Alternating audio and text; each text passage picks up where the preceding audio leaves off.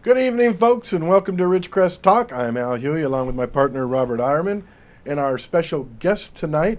You might remember him from the candidate forums we had back in October. It's been about 7 months since we've seen you. Welcome, Scott. Glad to see you again. Thank you, Al. It's Mr. Scott Robert, Leahy. it's a pleasure to see you both again. Nice to have you on. It's been a while. How have you been? I've been doing well. Doing well. Traveling back and forth. My wife works down at the Antelope Valley, and so we go down there. We have an apartment there, and then we travel back to Ridgecrest as soon as we can get out. Got to get back home. So.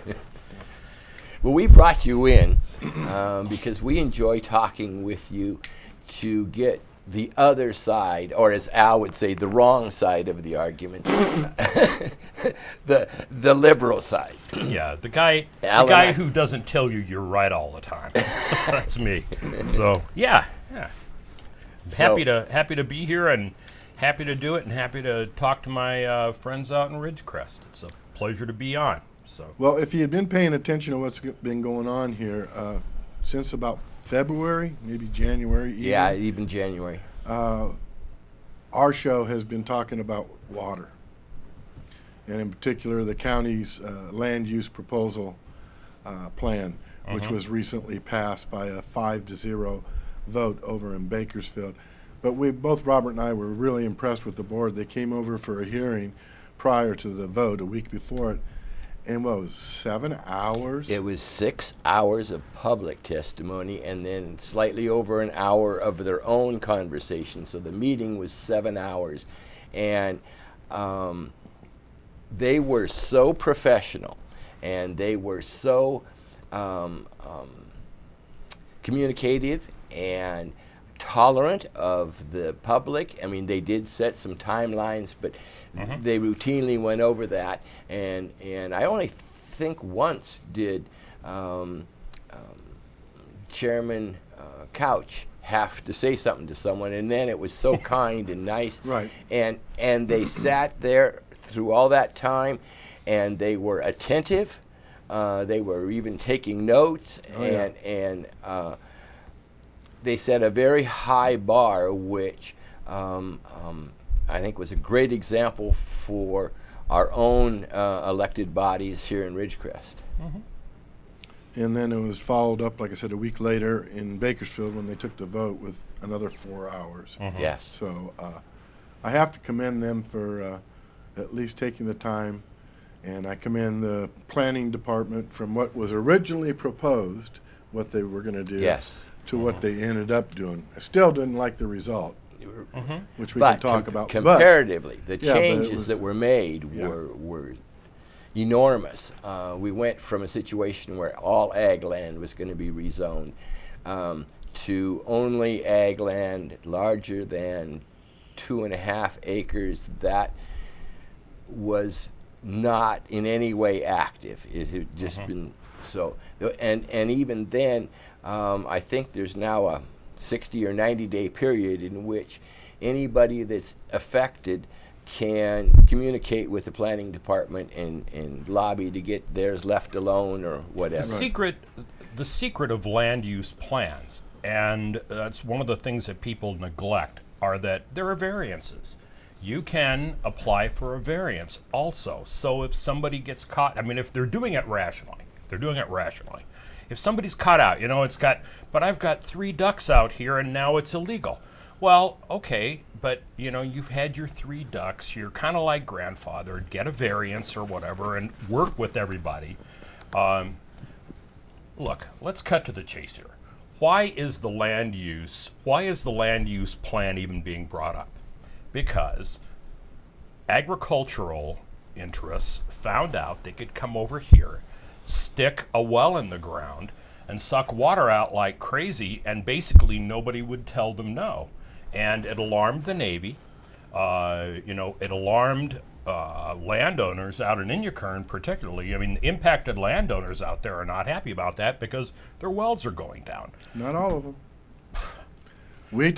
For example, we talked to a community well owner. Owned by whom? Zach 5 properties. Boardman. Yeah. Yeah, Is this he a his farmer? No. No. Okay. But there's 5 people on that community well. And he sits right between the alfalfa farm and the large pistachios. And his well is not going down anywhere close to what was being claimed in the public. Fractions of an inch. Okay. Well, whatever. But again, keep in mind that, you know, you have to just think. I mean, I'm not a geologist, but keep in mind that, you know, we're talking about different areas of aquifer, different formations of aquifer. Exactly. So, you know, the thing of it is that some people are being impacted, and you have the one guy that isn't. Well, that's great. You know, maybe he's got like a tube running up to not. Was it Rose Valley? Maybe he's got a tube going to Rose Valley, draining down into it. No, what he has is a virtually newly cased well, so he doesn't have any of the problems of an old well, which many times will go down more rapidly than it would if it was redone. You have a 30 or 40 or even 25-year-old well. It can have, depending on if it was cased. Slows down. They impact. Yeah, Right. yeah. I used to have wells in Illinois, so yeah. Right. And speaking of, you know, you said the Navy had concerns, but and we're going to get to an article that's kind of related to this. The Navy back in 2004. Yes. During BRAC. 3 or 4. During BRAC. Oh, Before BRAC. before BRAC. Okay. 2005. They released a report from BRAC with an EIR saying that there was enough water to sustain a population of 90,000 and enough water to last 160 years. And then Now, they did another one in That's 2000. one report. They did Who are another you one. going to listen to? Well, we were just parroting on the the Navy. Navy, you know, because the Navy was saying during this recent land use plan that, oh, we're running out of water, it's impacting us, and yada, yada, yada. But then again, back in 2012, they did another report, essentially the same thing as the 2005 one. So 5 or 4, whatever it is. yeah. So what I'm saying is, it seems like the Water District and the Navy say what's convenient for who they're talking to at that particular time. And then you said there was an article in the paper today. Yeah, and we'll get to that Right after our we break. get back, because we got to go away to commercial. We'll be back.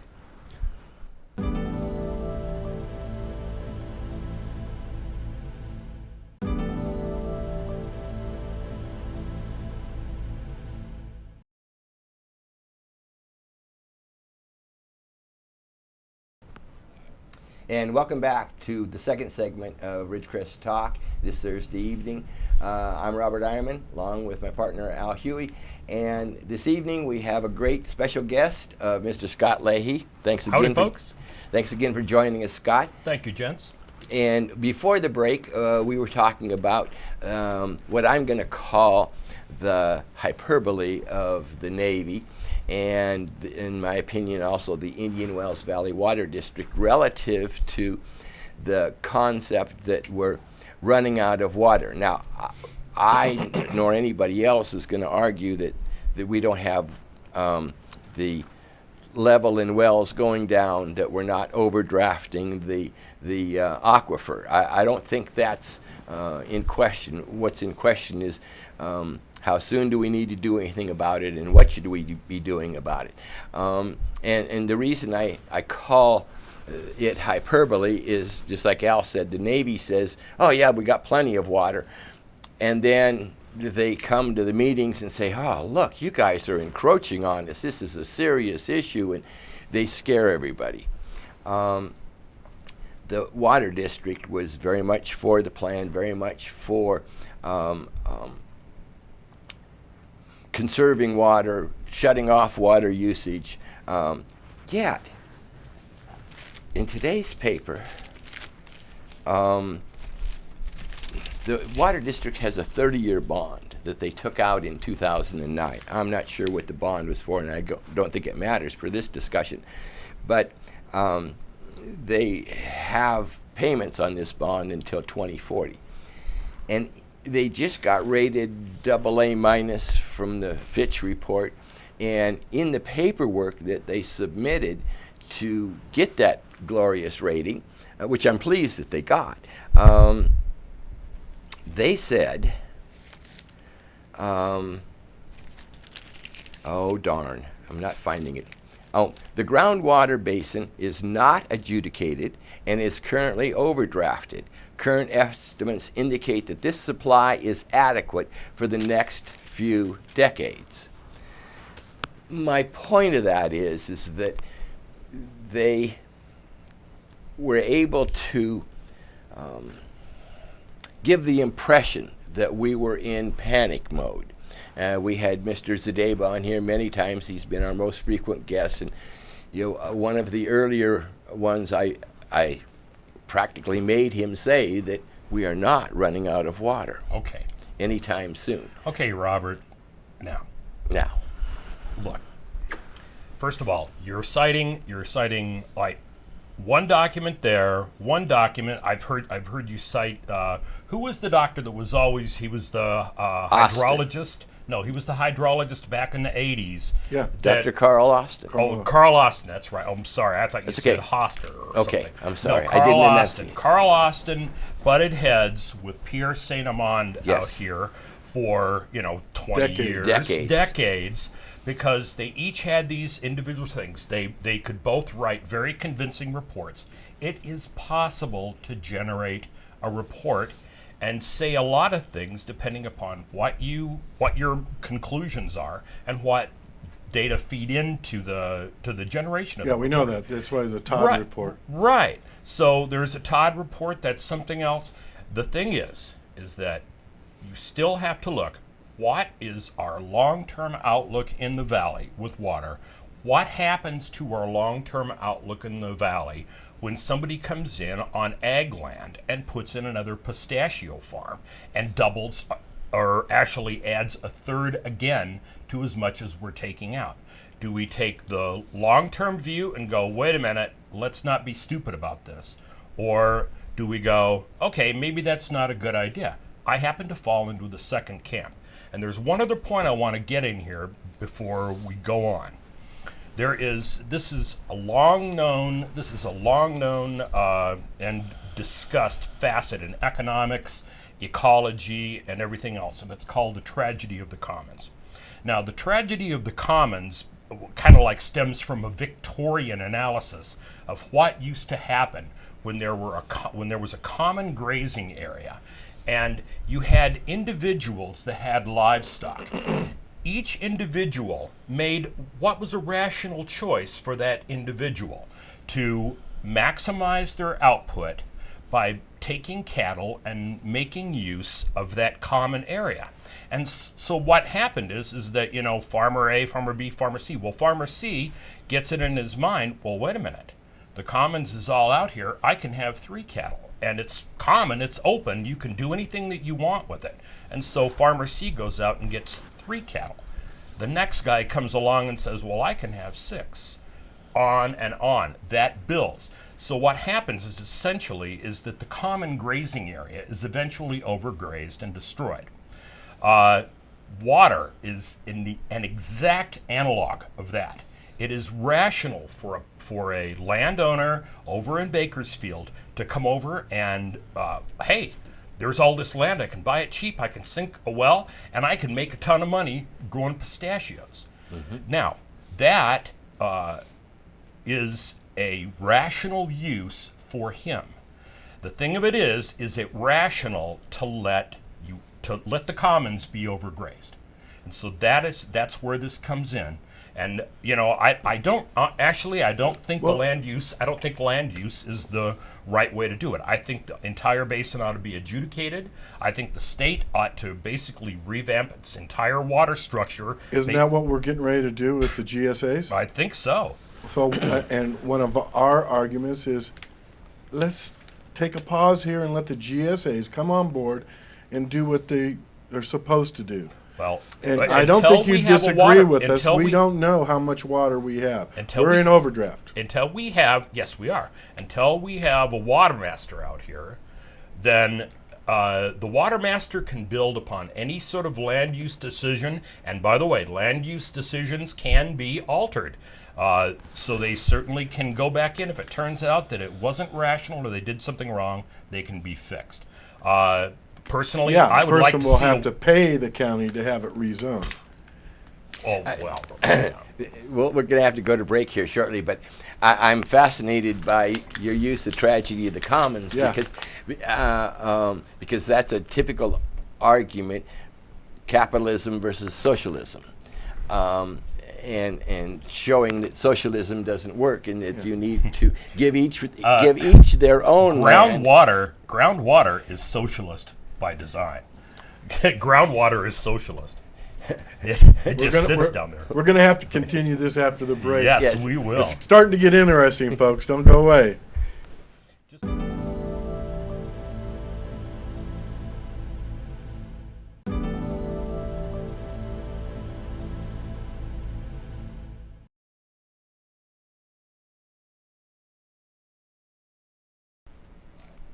Welcome back to Ridgecrest Talk. Al Huey, Robert Eierman, and our special guest, Scott Leahy. We're talking about water. And we were into a beginning of a good discussion here. Well, yes. I'll let and- you pick it back up, Robert. Okay, and I don't disagree. Groundwater is socialist. I'll say it right now. Scott said that, This not guy- us. Now, and I understand, and I even could agree with you, except for the fact that we have the California Constitution in the way of that. So, but there's still a way to resolve it. Sorry, I had to roll my eyes on that. Oh, The wow. California Constitution prevents land use ordinances? No, I don't No. think so. No, it doesn't. No. No. Okay, well then. What it says what's is the issue? Government's supposed to protect private property. yes, and if I own private property and I have a Underground- well, I can pump as much water as I want as long as I'm not wasting it and as long as it's beneficial. As Now- long as you're not in a drought or as long as you're not in crisis, that may work.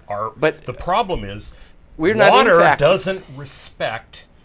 water does not respect property boundaries. Absolutely, It and does not. I agree with you. So we But- have that distinction. So it doesn't respect property boundaries. So therefore, something else is going on, and that adds a layer of complexity to the problem. That is something that has to be faced by people because okay, we walk the earth and we have to work stuff out. I'll give you an example. Okay. Okay, but we have constitutional positions relative to water and the use of water.